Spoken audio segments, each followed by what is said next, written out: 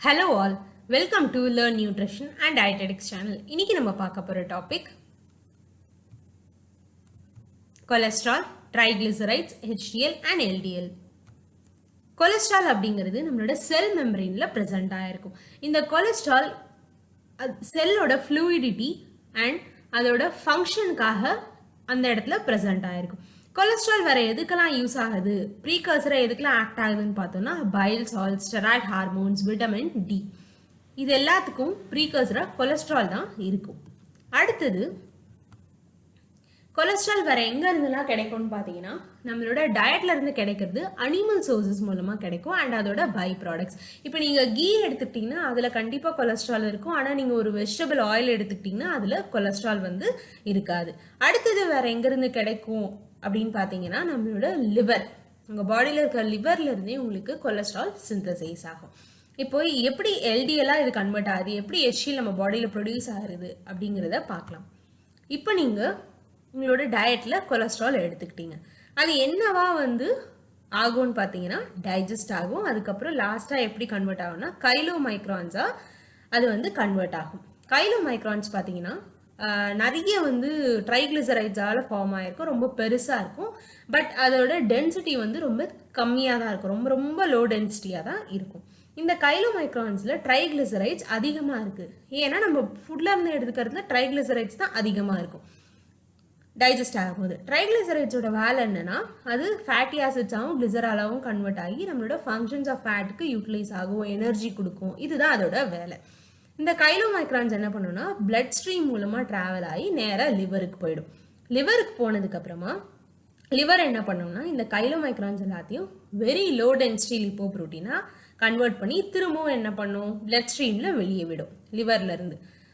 அதுக்கப்புறம் இந்த VLDL பார்த்தோம்னாலே தெரியும், ட்ரைகிளிசரைட்ஸோட அளவு பார்த்தீங்கன்னா ரொம்ப பாதி ஆகிடும்.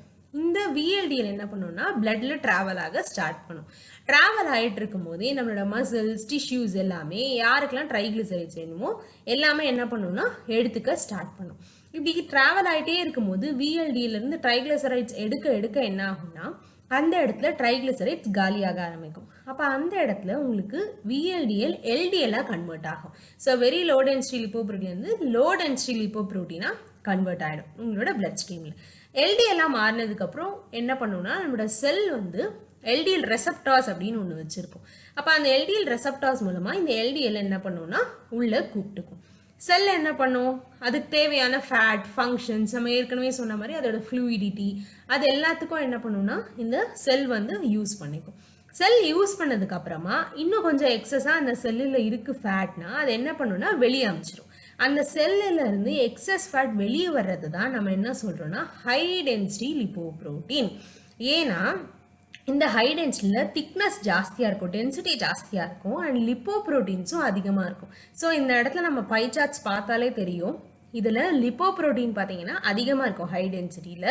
ஆனால் இந்த LDL, VLDL, கைலோ மைக்ரான்ஸ்லாம் ப்ரோட்டீன் வந்து ரொம்ப ரொம்ப கம்மியாக இருக்கும் லிப்போ ப்ரோட்டீன். இந்த HDLலாம் மாறினதுக்கப்புறம் என்ன பண்ணோம்னா நேராக அது லிவரை தேடி போக ஆரம்பிச்சிடும், லிவரை நோக்கி ட்ராவல் பண்ணும். எப்படி, அதே பிளட் ஸ்ட்ரீம் மூலமாக தான். இதை நம்ம ரிவர்ஸ் கொலஸ்ட்ரால் டிரான்ஸ்போர்ட் அப்படின்னு சொல்லுவாங்க. இந்த ரிவர்ஸ் கொலஸ்ட்ரால் டிரான்ஸ்போர்ட் தான் நம்மளோட பாடியில் இருக்கிற டெபாசிட், நம்மளோட ஆர்டரிஸில் டெபாசிட் ஆகிருக்க பாடி ஃபேட்ஸ் எல்லாத்தையும் என்ன பண்ணோம்னா சேர்த்து கொண்டு போய் லிவரில் கொண்டு போய் விட்டுரும். அப்போ ஆர்டரிஸில் பிளேக் ஃபார்மேஷன் இருக்காது. இந்த லிவரில் போய் இந்த HDL டெபாசிட் ஆனதும் பைல் ஆசிட்ஸாக கன்வெர்ட் ஆகும். இந்த பைல் ஆசிட்ஸ் திரும்பவும் இன்டெஸ்டைனுக்கு போகும். எதுக்காக, நம்மளோட ஃபேட்டை டைஜஸ்ட் பண்ணுறதுக்காக. அந்த பைல் ஆசிட்ஸ் வந்து டைஜஷன் போக மீதி பைல் ஆசிட்ஸை ரெண்டு விதமாக வந்து இன்டெஸ்டைன்லேருந்து வெளியேற்றிடும். ஒன்று ஃபீக்கஸ் மூலமாக வெளியே வந்துடும் நம்ம உடம்புல இருந்து, அப்படி இல்லைன்னா திரும்பவும் என்ன பண்ணுன்னா லிவருக்கே அந்த பைல் ஆசிட்ஸை அனுப்பி வச்சிடும் இன்டெஸ்டைன். இதுதான் நம்மளோட ப்ராசஸ்.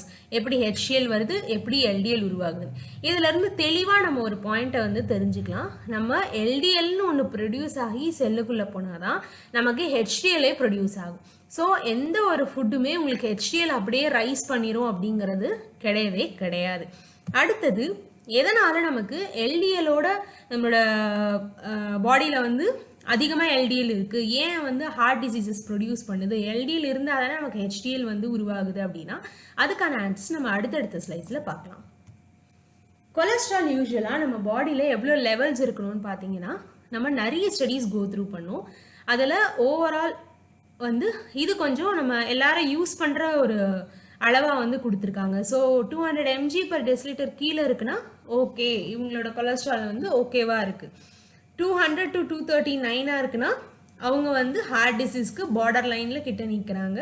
240 mg/dL அபவ் போச்சுன்னா கண்டிப்பாக அவங்களுக்கு ஹை பிளட் கொலஸ்ட்ரால். ஸோ அவங்களுக்கு வந்து எப்போ வேணாலும் ஹார்ட் டிசீசஸ் இல்லை ஹார்ட் ரிலேட்டட் ப்ராப்ளம்ஸ் வந்து வர்றதுக்கான சான்சஸ் இருக்குது. கொலஸ்ட்ராலோட வேல்யூஸ் பார்த்தோன்னா ஒவ்வொரு கண்ட்ரிக்குமே அது சேஞ்ச் ஆகிட்டுருக்கு.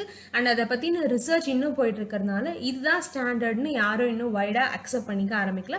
ஸோ மேக்ஸிமம் நம்ம இந்த இடத்துல யூஸ் பண்ணுறது பார்த்திங்கன்னா இந்த வேல்யூஸை தான் நம்ம இப்போ வரைக்கும் யூஸ் பண்ணிக்கிட்டு இருக்கோம். ஸோ 200 இருந்தால் ஓகே, 200 கீழே இருந்தால் வெரி குட் அப்படின்ற மாதிரி நம்ம மெயின்டைன் பண்ணிகிட்ருக்கோம். அடுத்தது காசஸ். ஏஜ். நம்ம அந்த எல்டிஎல் வந்தால் தான் அந்த ரெசப்டாஸ் அக்செப்ட் பண்ணால் தான் அதுலேருந்து வெளியே வர ஹெச்டிஎல் நமக்கு கிடைக்கும்னு சொன்னோம். நமக்கு ஏஜ் ஆக ஆக என்ன ஆகும்னா அந்த எல்டிஎல் ரெசப்டாஸ் கம்மியாக சான்சஸ் இருக்குது. அப்போது ஹெச்டிஎல் உருவாகிறதுக்கான சான்சஸ் கம்மியாக இருக்கும். அதனால தான் நமக்கு சிவிடி டிசீசஸ் வரும். அதே போல் heredity, smoking, obesity, high BP, sugar, diabetes mellitus, அப்புறம் சரியாக ஃபிசிக்கல் ஆக்டிவிட்டி இல்லாமல் இருக்கிறது, இதனால் இன்சுலின் ரெசிஸ்டன்ஸ் ஏற்படும். அப்புறம் நான் function of LDL receptors. So அந்த எல்டிஎல் ரெசப்டாஸே சரியாக வேலை செய்யாமல் இருக்கிறது. இதில் முக்கியமாக நம்ம பார்க்க வேண்டியது டயபெட்டிஸ் மெலிட்டஸ். ஏன்னா நம்ம ஏற்கனவே நம்ம பார்த்தோம் அந்த ஃப்ளோ சார்ட்டில் எல்டிஎல் உருவாகிறதுனால தான் நமக்கு ஹெச்டிஎல் உருவாகுது. அப்போ ஏன் அதிகமாக நமக்கு வந்து எல்டிஎல் இருக்குது, ஏன் அதை நம்ம பேட் கொலஸ்ட்ரால் சொல்கிறோம் அப்படின்னா நம்ம அதிகமாக கார்போஹைட்ரேட்ஸ் எடுத்துக்கிறோம். கார்போஹைட்ரேட்ஸ் வந்து நம்ம தேவைக்கு அதிகமாக எடுத்துக்கும் போது என்ன ஆகும், இன்சுலின் வந்து ரெசிஸ்டன்ஸ் ஆகிடும். இன்சுலினும் ரெசிஸ்டன்ஸ் ஆகிடுச்சுன்னா அப்போ கார்போஹைட்ரேட்ஸ்லாம் என்ன பண்ணுவோம், ஃபேட்டாக கன்வெர்ட் ஆகி நம்ம பாடியில் ஸ்டோர் ஆக ஆரம்பிக்கும். அந்த ஃபேட் தான் என்ன ஆகும்னா அதிகமாக எல்டிஎலாக போய் நம்ம பாடியில் வந்து டெபாசிட் ஆகுது. ஸோ ஏஜும் ஆகிடுச்சு, அந்த இடத்துல உங்களால் ஹெச்டிஎலும் ப்ரொடியூஸ் ஆக முடியலங்கிறப்போ உங்களுக்கு எல்டிஎல் ஃபார்ம் அதிகமாக டெபாசிட் ஆகும்போது உங்களுக்கு plaque formation and other CVD conditions rise ஆகுது. இதுதான் மெயின் காசஸ். அடுத்ததாக நமக்கு இந்த எல்டிஎல் அதிகமாக டெபாசிட் ஆகிறதுனால வரக்கூடிய முக்கியமான பிரச்சனை வந்து அத்ரோஸ்க்ளீரோசிஸ், நேரோவிங் ஆஃப் ஆர்ட்ரிஸ். ஸோ என்ன பண்ணோன்னா உங்களுக்கு ஒரு ஹெல்தி ஆர்ட்ரி காமிச்சிருக்காங்க. செகண்ட் ஸ்டெப்பில் பார்த்தீங்கன்னா உங்களுக்கு வந்து ஹெச்டிஎல் சரியாக ப்ரொடியூஸ் ஆகலை. ஹெச்டிஎல் தான் என்ன பண்ணணும்னு நம்ம சொன்னோம், ரிவர்ஸ் கொலஸ்ட்ரால் டிரான்ஸ்போர்ட் திரும்ப கொண்டு போய் நமக்கு லிவரில் சேர்க்கும் அப்படின்னு சொன்னோம். இந்த இடத்துல ஹெச்டிஎல் வரல, வெறும் எல்டிஎல் தான் இருக்குன்னா அந்த இடத்துல டெபாசிட் ஆக ஆரம்பிச்சிடும். ஸோ கொஞ்சம் கொஞ்சமாக இது வந்து ஓவர் இயர்ஸ் வந்து இது நடக்கும், ரொம்ப வருஷமாக நடந்துக்கிட்டே இருக்கும். ஸோ கொஞ்சம் கொஞ்சமாக பில்டப் ஆக ஸ்டார்ட் ஆகும், ரொம்ப வந்து நிறைய ஃபார்ம் ஆகி திக்காக ஆரம்பிச்சிடும். அதுதான் பிளேக் ஃபார்மேஷன். அப்புறம் ரொம்ப கிட்ட வரும்போது என்ன ஆகும்னா ஒரு ஸ்டேஜில் பிளாக் பண்ணிடும். அப்போ தான் அந்த இடத்துல நமக்கு என்ன ஆகும், எய்தர் அந்த பிளேக் வந்து ரப்சர் ஆகும், அப்புறம் பிளட் கிளாட் ஃபார்ம் ஆகும், இல்லை ஃபுல்லாக வந்து அந்த பிளட் ஃப்ளோவே வந்து ஸ்டாப் ஆகிடும். இதுதான் அத்ரோஸ்க்ளீரோசிஸ் மெயின் ப்ராப்ளம். நம்மளோட ஹார்ட் வந்து அந்த எல்டிஎல் டெபாசிட் ஆகிறதுனால வரக்கூடிய பிரச்சனை. வேறு என்னென்ன பிரச்சனைகள் வரும் அப்படின்னு பார்த்தீங்கன்னா stroke, chest pain, heart attack, blood flow வந்து கம்மியாயிரும். ஏன்னா அந்த பிளேக் வந்து கிட்ட வர நமக்கு அந்த இடத்துல கேப், பிளட் ஃப்ளோ ஆகிறதுக்கான கேப் கம்மியாயிடும். அடுத்தது கால் ஸ்டோன்ஸ். இது எல்லாமே வந்து ரீசன்ஸ் அண்ட் ப்ராப்ளம்ஸ். அடுத்தது ஸ்ட்ராட்டஜிஸ். சரி, ஓகே, நம்ம வந்து எப்படியெல்லாம் இந்த சிவிடி டிசீஸை வந்து அவாய்ட் பண்ணலான்னு பார்த்தீங்கன்னா ஹெல்தி ஈட்டிங் ஹேபிட்ஸ். ஸோ நான் ஏற்கனவே சொன்ன மாதிரி நீங்கள் எல்டிஎல்னு ஒன்று உங்கள் பாடியில் ஃபார்ம் ஆகி உங்கள் செல்லுக்குள்ளே போச்சுன்னா தான் அது வெளியே வரும்போது ஹெச்டிஎலாக ஃபார்ம் ஆகும். அப்போ நீங்கள் வந்து என்ன பண்ணணும், ஃபேட்டை வந்து அவாய்ட் பண்ணக்கூடாது, அது உங்கள் உணவில் வந்து சேர்த்துக்கணும். ஸோ தேவையான அளவு குட் ஃபேட்ஸ், அதாவது பியூஃபா, மியூஃபா, இது எல்லாமே நீங்கள் எடுத்துக்கணும். சேச்சுரேட்டட் ஃபேட்டி ஆசிட்ஸ் பார்த்தீங்கன்னா உங்களோட டயட்டில் 7% இருக்கலாம், தப்பு கிடையாது. இந்த மாதிரி நீங்கள் ப்ரோட்டோகால்ஸோடு நீங்கள் எடுத்துக்கிட்டீங்க உங்களோட டயட்டை அப்படின்னா. அதே போல் கார்போஹைட்ரேட்ஸ், தேவையான அளவு நீங்கள் கார்போஹைட்ரேட்ஸ் மட்டும் எடுத்துக்கிட்டீங்க, பாடி வந்து ஃபிட்டாக வச்சுருக்கீங்கன்னா ஆட்டோமேட்டிக்காக உங்களுக்கு தேவையான அளவு ஹெச்டிஎல் உங்கள் உடம்பே வந்து ப்ரொடியூஸ் பண்ணிவிடும். ஸோ நீங்கள் வந்து இது சாப்பிட்டா நல்ல கொழுப்பு, இது சாப்பிட்டா எனக்கு ஹெச்டிஎல் ரைஸ் ஆகிடும் அப்படிங்கிறது கிடையவே கிடையாது. நம்ம பாடியிலேயே ஆட்டோமேட்டிக்காக அதுக்கான ப்ரொசீஜர் இருக்குது, அது நம்ம பார்த்தோம். அதுக்கப்புறம் ஸ்மோக்கிங் அண்ட் ஆல்கஹால் கண்டிப்பாக அவாய்ட் பண்ணணும், அது நம்மளோட ஹெச்டிஎல் ப்ரொடக்ஷனை வந்து தடுக்கும். அடுத்தது எக்ஸசைஸ். ஸோ ஒபிசிட்டி, இன்சுலின் நல்லா வேலை செய்யறதுக்கு, இது எல்லாத்துக்கும் நமக்கு ஒபிசிட்டி இல்லாமல் இருக்கிறதுக்கு, இன்சுலின் கரெக்டாக வேலை செய்கிறதுக்கு நமக்கு எக்ஸசைஸ் ரொம்பவே ஹெல்ப் பண்ணும். ஸோ இது எந்த விதமான எக்ஸசைஸாக வேணாலும் இருக்கலாம். நம்ம வந்து அந்த எக்ஸசைஸ் பண்ணும்போது கண்டிப்பாக நமக்கு ஹெல்ப்ஃபுல்லாக இருக்கும். ஸோ இதுதான் ஓவராலாக நம்ம இன்னைக்கு பார்த்தது. எப்படி எல்டிஎல் இருக்குது, எப்படி ஹெச்டிஎல் வந்து உருவாகுது அப்படிங்கிறத தெரிஞ்சுக்கிட்டோம். ஸோ தேங்க்ஸ் ஃபார் வாட்சிங். இந்த வீடியோ உங்களுக்கு பிடிச்சிருந்தா லைக் பண்ணுங்கள், ஷேர் பண்ணுங்கள், மறக்காமல் சப்ஸ்கிரைப் பண்ணுங்கள்.